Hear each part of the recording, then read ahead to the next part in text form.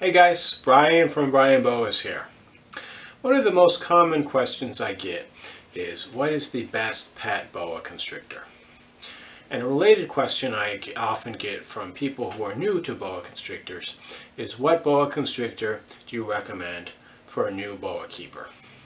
So today I want to show you several boas which I feel have qualities that make them outstanding pets. And several of these are suitable for a first-time boa keeper as well. So what exactly makes a boa constrictor a good candidate as a pet? I came up with a list of traits that I think are important for a pet boa and also important for someone that wants a boa as a first-time boa owner. And so the first, and this is often asked about by prospective boa owners, is the temperament. So ideally we want a boa that's not going to be aggressive, it's not going to bite, and it's also going to be enjoyable to handle. So when you take it out, it's not going to try to escape, or it's not going to wrap around your hand and constrict you to death, or do anything like that. Next is the care requirements. We want a boa that has simple, straightforward husbandry requirements. Something that's very forgiving, so if the temperature isn't exactly right or the humidity is a little bit off, it's not going to be a big deal. The next is the personality. Ideally we want an animal that's going to be somewhat responsive to its owner. And some boas are better in this regard than others. In fact, there are a few that seem to be more intelligent than other types of boas. They will respond better to their owner and interact more with their owner than other types of boas. Next we have a boa that's not going to be too large, because for most people keeping a pet, they don't want a giant snake. And then lastly, especially for first-time boa keepers, we want something that's going to be relatively inexpensive. Most people getting their first boa, like me, are in their early teens, maybe 13 or 14 years old, and they're looking at a budget of around $100 or so for a snake to start with. And so I want to show you a few snakes, or a few boas, that meet most or all of these requirements. Before showing you boas which I feel are great as a pet boa, I want to show you a type of boa which I feel is not a good pet boa, especially for a first-time boa keeper.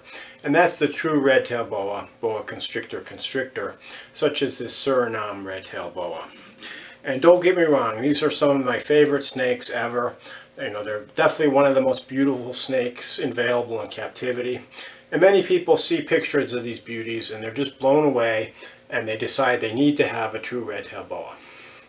And I certainly understand why you would want one. However, for a pet boa, and especially for a first-time boa keeper, the true red-tailed boa is really not a very good choice.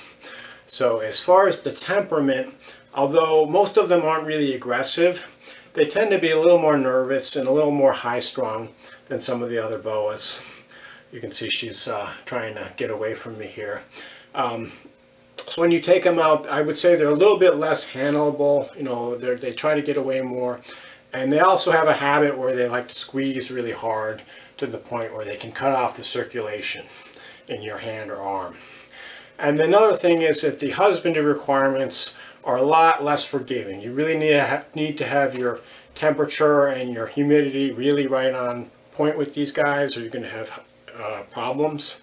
And in addition, they have relatively delicate digestive systems, and they can often regurgitate food, which can result in the death of a baby true red-tailed boa.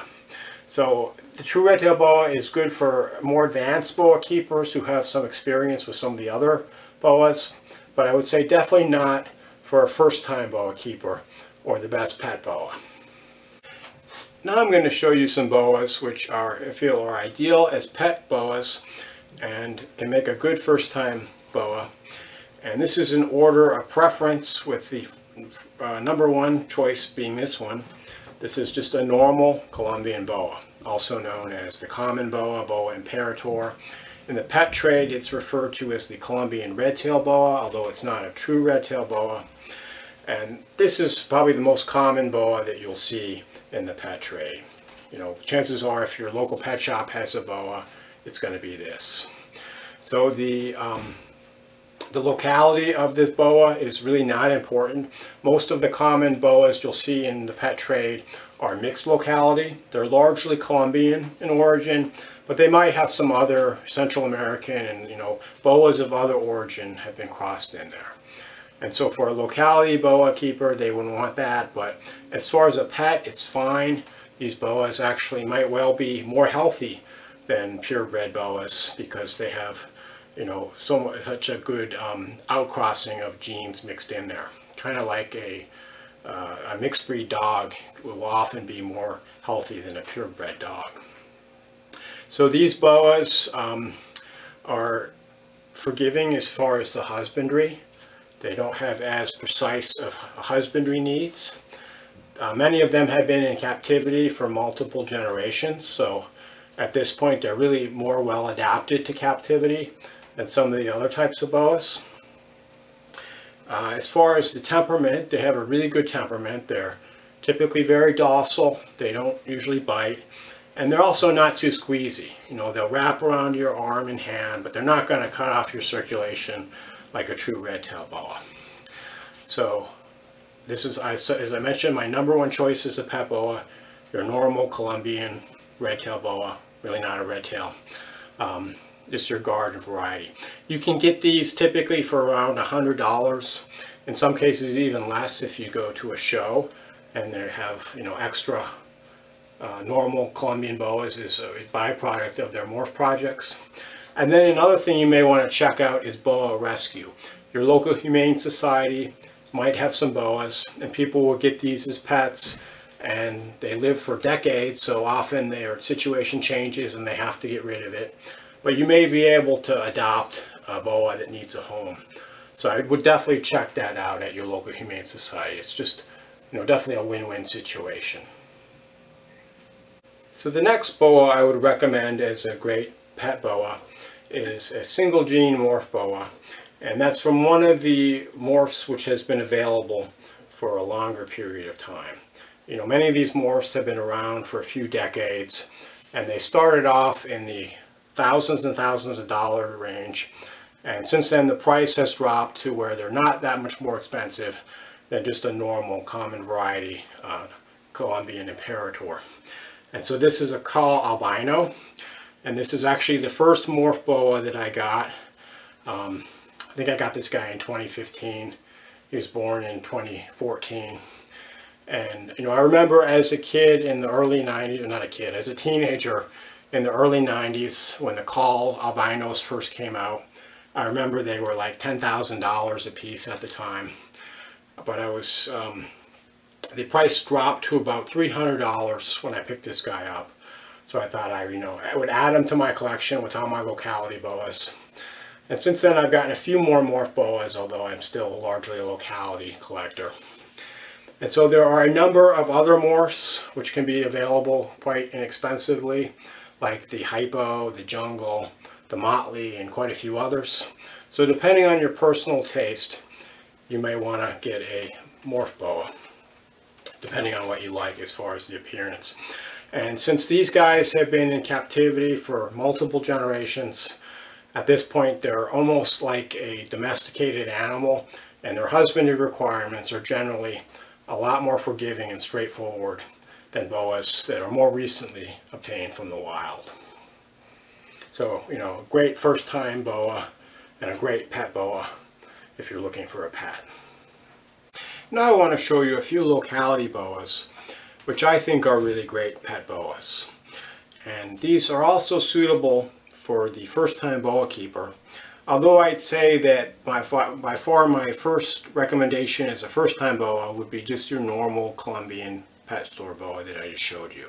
But the first of these locality boas is the Tarahumara Mountain Dwarf Boa. And so these are one of my all-time favorite locality boas. They're one of the smallest, if not the smallest, type of boa constrictor. This guy is about 10 years old, and he's maybe not quite 4 feet long. He's an adult male. And so the small size of these animals allows them to be kept by boa constrictor keepers who don't have a lot of space. In fact, I keep mine in a rack system using the Iris CB110 under the bed stored tubs or also the Vision Boa tubs like you see behind me. And they do really well in that setup. I think they're really beautiful animals. They have this beautiful dark chocolatey and mocha coloration to them. Also a lot of pink and sometimes even blue and green overtones to them. So just gorgeous animal with beautiful iridescence. And personality wise, they're also pretty cool. Just very mellow animals. As babies, they tend to be a little bit hissy, although they don't really ever bite. It's just for show. And then they calm down as adults. And you can see they don't really move around a whole lot. You can take them out and they just kind of chill out. You know, really a cool boa to handle, you know, because they're not going to try to get away from you. So the Tarahumara Mountain Dwarf Boa, they can make a great pet, and, you know, as I mentioned, one of my all-time favorite locality boas. The next great pet locality boa is the Hog Island Boa. And these are another one of my all-time favorite locality boas.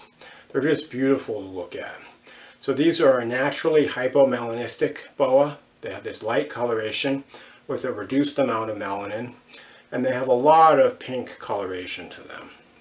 They also have a lot of orange, particularly in the tail, and sometimes even greenish overtones. So they're just a gorgeous boa to look at. So this is one of the localities of boa that has been in captivity for the longest, at least since the 70s. And they originated from a small island called the Hog Islands off the coast of Honduras. So personality-wise, they're another really cool boa that is really enjoyable to handle. You can take them out and they move around. They don't really try to escape or squeeze too hard. And just a really enjoyable animal to handle. Also, as I mentioned, very beautiful to look at, and they don't get too large. So the Hog Island Boa can be a really good choice as a pet and also as a first-time boa. A third locality boa that I think makes a really good pet is the long-tailed boa, Boa Constrictor longicauda. And these are an animal that gets to be kind of in the mid-range. Adults are typically somewhere around 5 to 6 feet. So I maybe call it mid-range or maybe even a semi-dwarf, depending on how you look at it. This female is going on 4 years old and she's maybe 4 feet long. But these are a really beautiful boa because they get darker and darker as they grow up. They start out relatively light and then they get more of this dark pigment with each shed. So you can see her beautiful dark markings. They have some of the most beautiful face markings of any boa with these really dark cheeks and dark spear marking on the top of their head. And the long-tailed boas are fairly laid back. You can take them out and they don't try to get away. They're pretty mellow to handle. Just an enjoyable animal to keep as a pet. So I probably would say that as far as a first-time boa, you're probably better with some of the other choices. But these aren't a difficult animal to keep. And as far as pet quality, they're very enjoyable to keep as pets. And the last highly recommended pet boa I want to share with you is the Bolivian Boa, Boa Constrictor amarali.